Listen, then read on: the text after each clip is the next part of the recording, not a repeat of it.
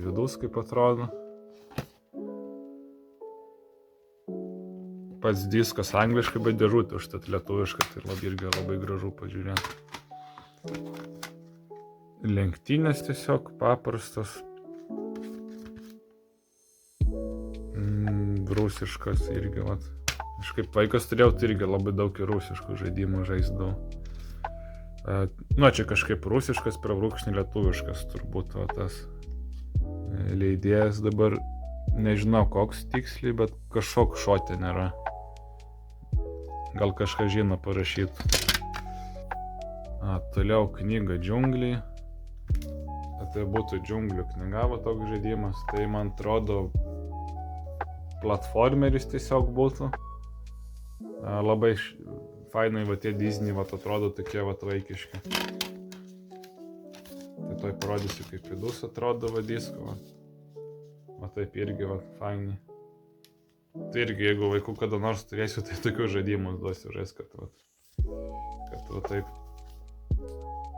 Ta vaikystė tokia faina turėtų tai žaidimus, kuriuos aš galbūt norėjau žais, kurių neteko žais, bet kurie kažkom ypatingi. Ir kai tokį diską įdedi, iš tos dėžutės ištraukia, tai iš tikro visai kitaip jaučiusi.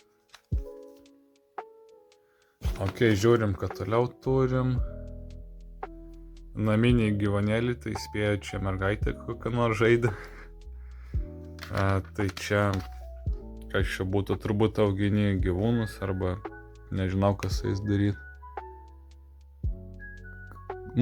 Kažkas su gyvūnų rinkimu turbūt yra.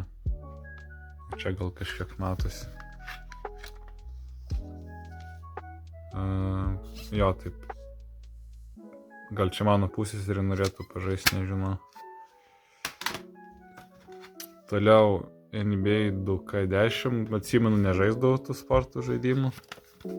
Bet gal būtų įdomu pabandyti kada nors.